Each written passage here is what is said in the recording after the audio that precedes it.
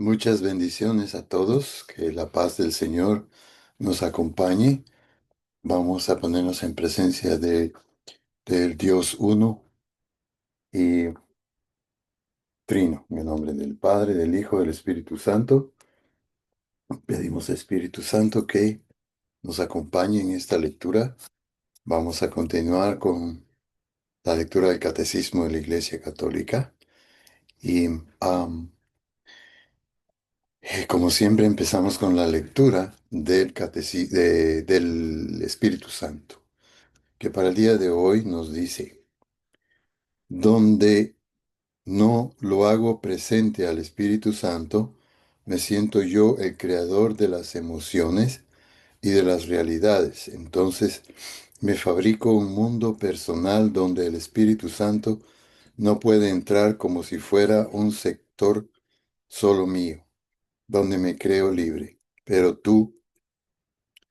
no me doy cuenta de que si lo aparto a él de algo, allí terminará entrando la debilidad, la muerte y el fracaso, porque sólo de él viene la vida. Esta falsa libertad no es más que una esclavitud que me arrastra a la muerte. Lo que vivo fuera de su presencia de amor, poco a poco, se va convirtiendo en fuente de dolor, ansiedad, desgaste, y cada vez brinda menos la felicidad de antes. Pero yo me empeño en sacarle el jugo y me revuelco y me sucede como el degenerado que termina usando a las mujeres como si fueran animales para recuperar el placer que ya no logra sentir. En cambio, si soy si yo voy construyendo mi felicidad con el Espíritu Santo, si le permito que guíe mi libertad y me sane de las esclavitudes, cada vez soy más libre.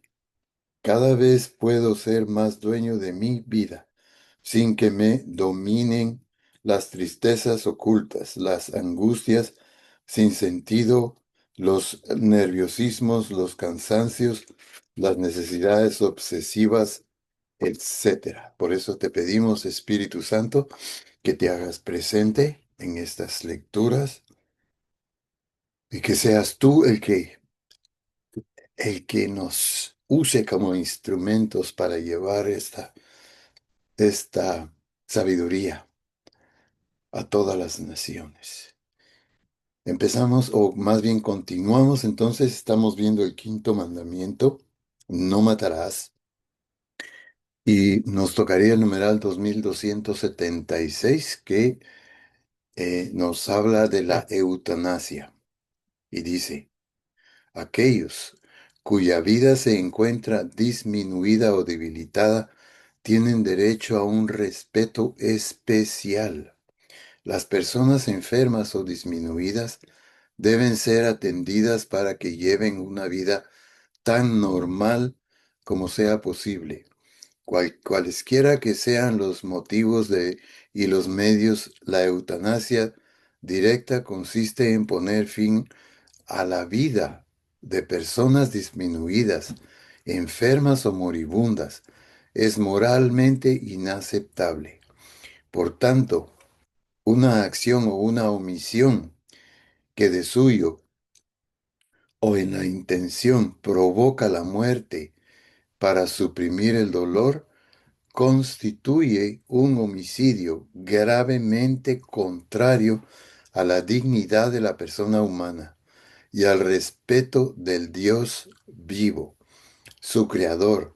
El error de juicio en el que se puede hacer, en el que puede haber caído de buena fe, no cambia la naturaleza de este acto homicida, que se ha de rechazar y excluir siempre.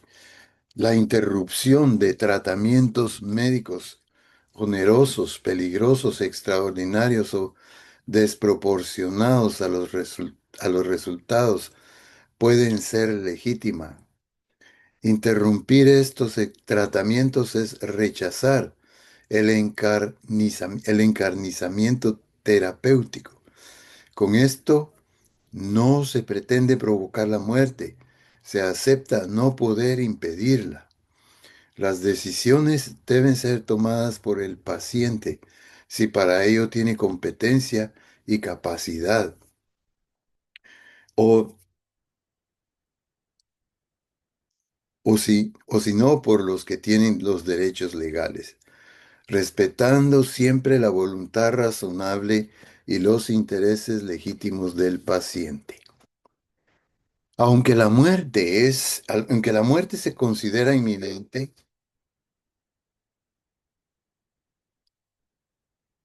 los cuidados ordinarios debidos a una persona enferma no pueden ser legítimamente interrumpidos.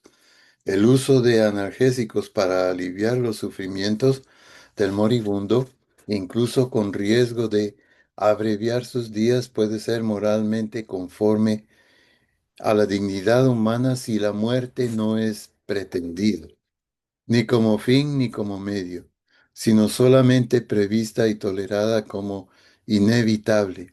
Los cuidados paliativos construyen una forma privilegiada de la caridad desinteresada. Por esta razón deben ser alentados.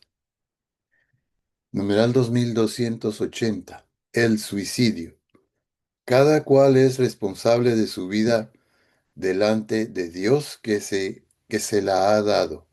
Él sigue siendo su soberano dueño. Nosotros estamos obligados a recibirla con gratitud y a conservarla para su honor y para la salvación de nuestras almas.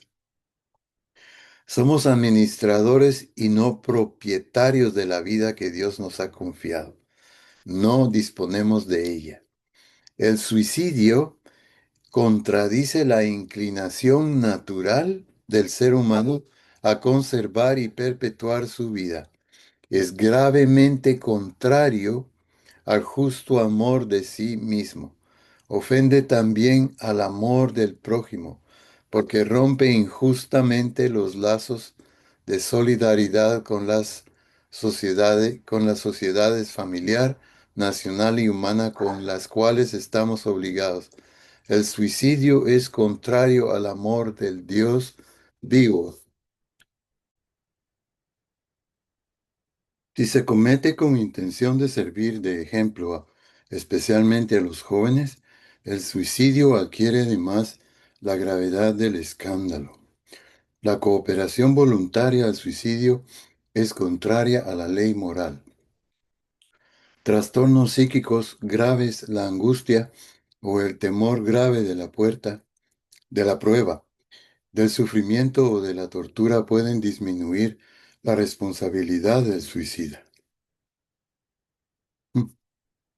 No se debe desesperar de la salvación eterna de aquellas personas que se han dado muerte.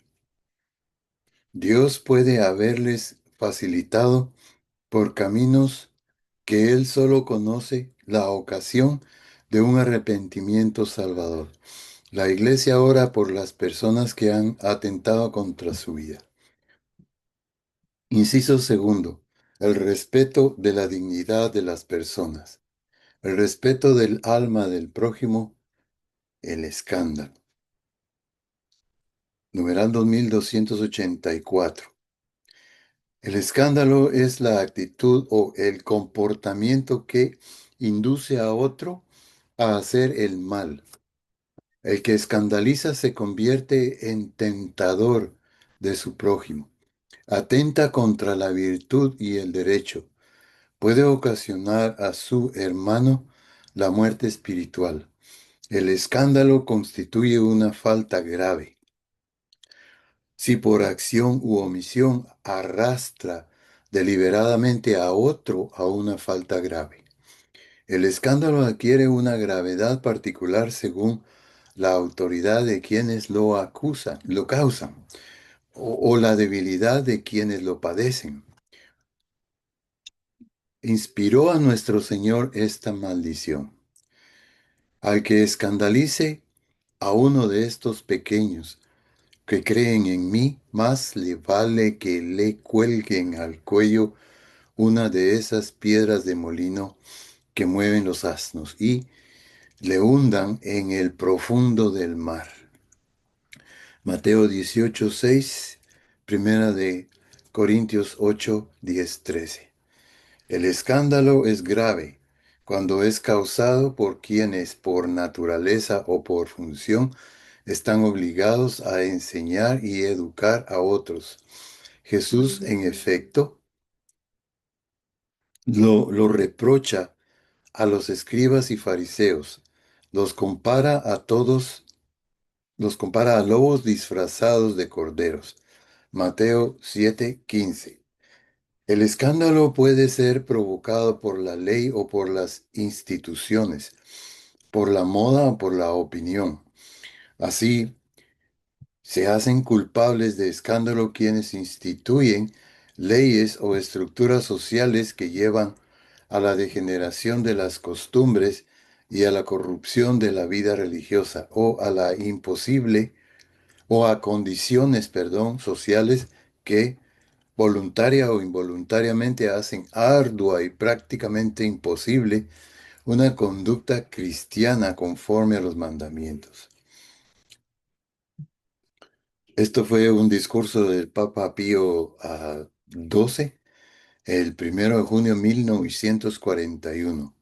Lo mismo ha de decirse de los empresarios que imponen procedimientos que incitan al fraude, de los educadores que exasperan a sus alumnos.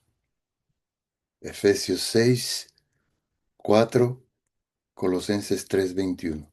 O de los que manipulando la opinión pública la desvían de los valores morales. El que usa los poderes de que dispone en condiciones que arrastren a hacer el mal, se hace culpable de escándalo y responde del mal que directa o indirectamente ha favorecido.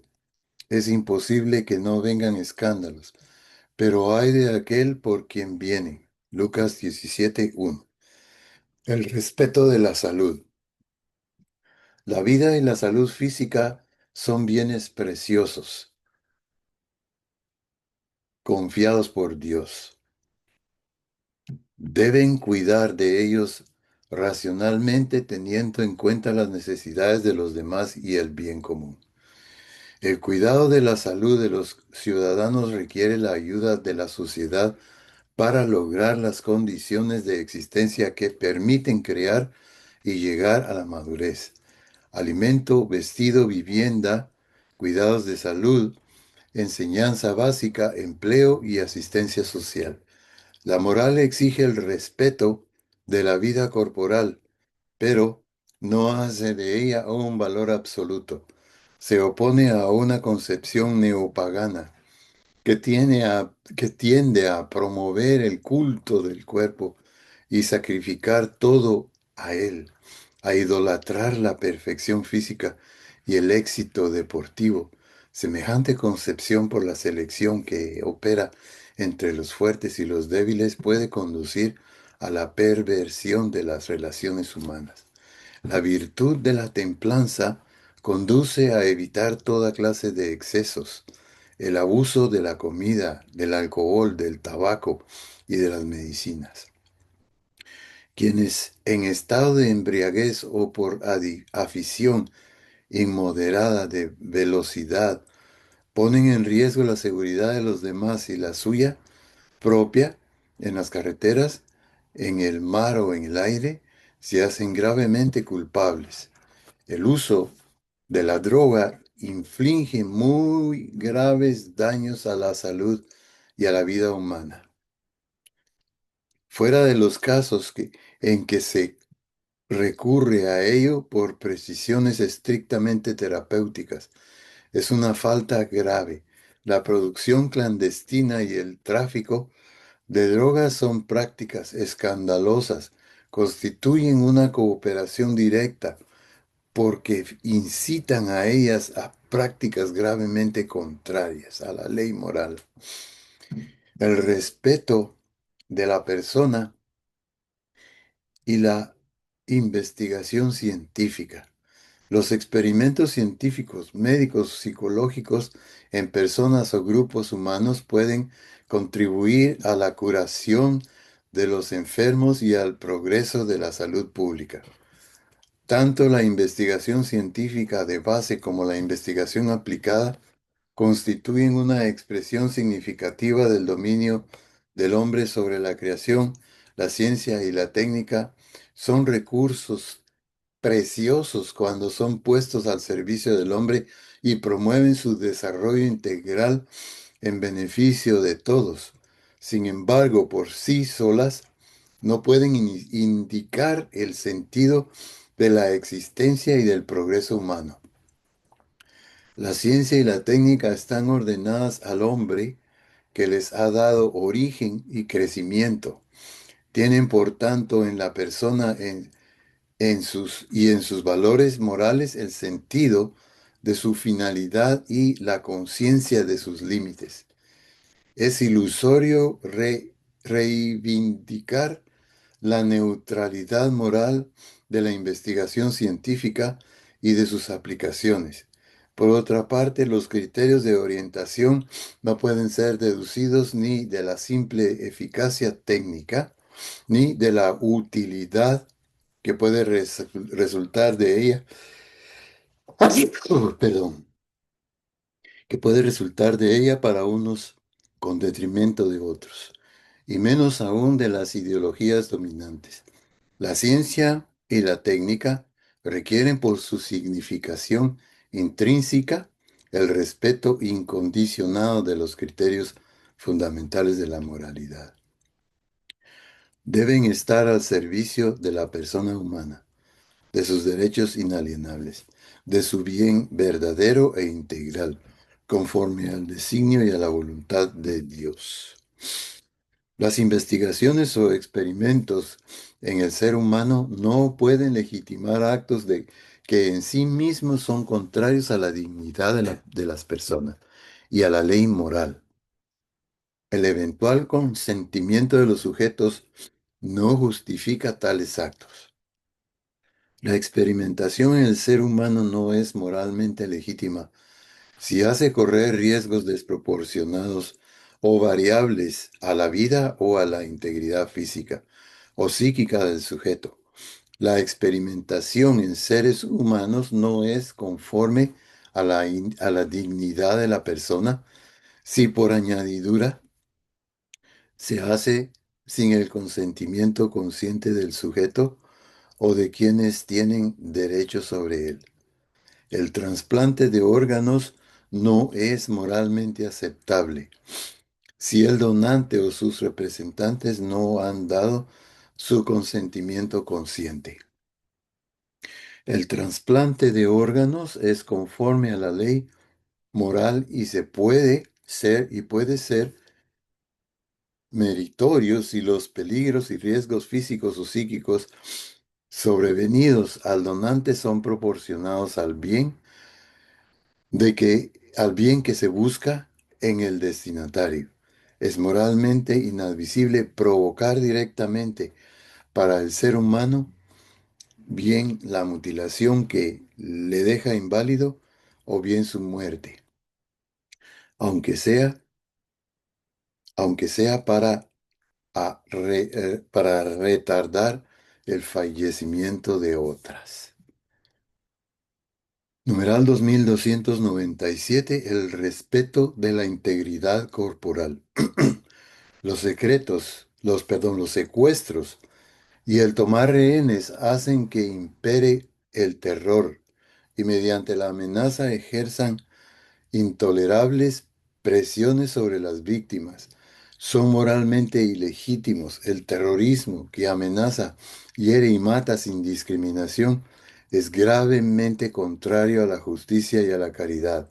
La tortura que usa la violencia física o moral para arrancar confesiones, para castigar a los culpables, intimidar a los que se oponen, satisfacer el odio es contraria al respeto de las personas y de la dignidad humana, exceptuados los casos de prescripciones médicas de orden estrictamente terapéutico.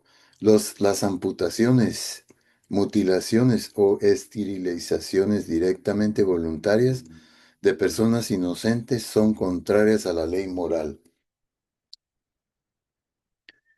En tiempos pasados se recurrió de modo ordinario a prácticas crueles por parte de autoridades legítimas para mantener la ley y el orden, con frecuencia sin protesta de los pastores de la Iglesia, que incluso adoptaron en sus propios tribunales las prescripciones del derecho romano sobre la tortura.